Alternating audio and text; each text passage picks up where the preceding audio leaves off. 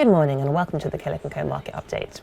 Last week there was talk of a leadership challenge in Westminster, but it does now appear that Theresa May is standing her ground. And this week on Wednesday we were told that a draft Brexit deal had been agreed with EU officials. It was published on Wednesday and it's about 26 pages long, and it does appear that it is quite high level. So it does talk of things like frictionless trade, but it doesn't give a huge amount of detail on how this will be achieved. Other key points include the possibility of an additional 2-year transition period, and it also talks about the scope for an equivalence regime for UK financial services. Now, the Treasury is saying that would be good news for the city, and it is true that we have seen some strength in UK financial services stocks this week. Now, the deal still needs to be agreed by the different member states of the EU, and that's due to take place on Sunday this week, and then it will have to be agreed by the UK Parliament, and that's due to be voted on in the middle of December. So still lots to be done and still lots of progress to be made, but sterling has risen this week, and that does imply that people have become slightly more optimistic that some sort of deal will be reached.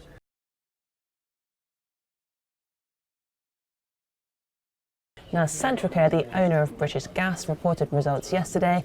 Shares were down 8% because they admitted they'd lost 372,000 customers in the 4 months to October. Now, the share price is now pretty close to a 15-year low. So let's have a look at the chart over the last 10 years. As you can see, it's not a happy story. The share price has declined quite notably. It was over £4 back in 2013, and as of this morning, it's just £1.31.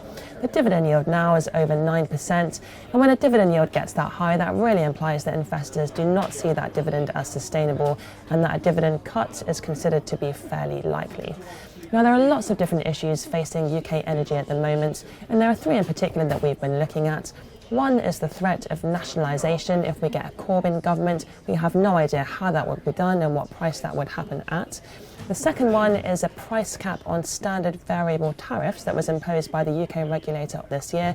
That's hit various older suppliers in particular, and Centrica yesterday said they had taken a £70 million hit from that policy over the last quarter.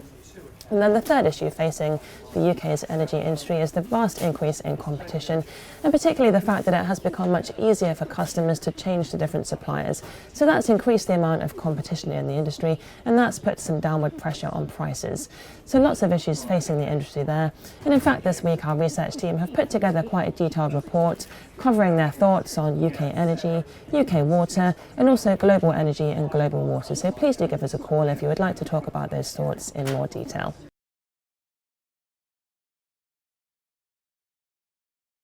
Now, the current fortnight is a particularly important one for retail.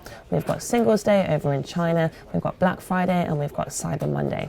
Now, the weeks leading up to Christmas have always been particularly important for retail, but now we've got these 3 specific days, Singles Day, Black Friday, and Cyber Monday, that have become crucially important for online retailers. So let's have a look at some of the numbers, starting with Singles Day. So Singles Day is on the 11th of November, i.e. the 11th day of the 11th month, 1111, and the day was originally developed as a way to celebrate being single, but it's been pioneered by Alibaba, and now it's become the largest online shopping day in the world. So let's take a look at the sales figures for this year.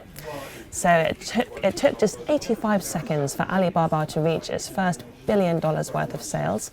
In the first hour, they sold $10 billion worth of goods and services, and over the entire day, they sold over $30 billion worth of goods and services. So I think these numbers really do show just how important Singles Day has become for Chinese e-commerce and for Alibaba in particular. Now, Black Friday and Cyber Monday, they're very important here in the UK and also over in the US.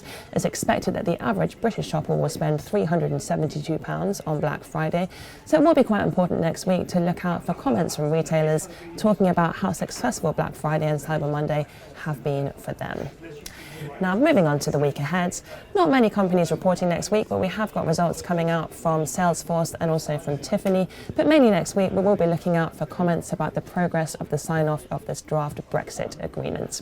That's it from us. Have a great weekend, and we'll see you next Friday.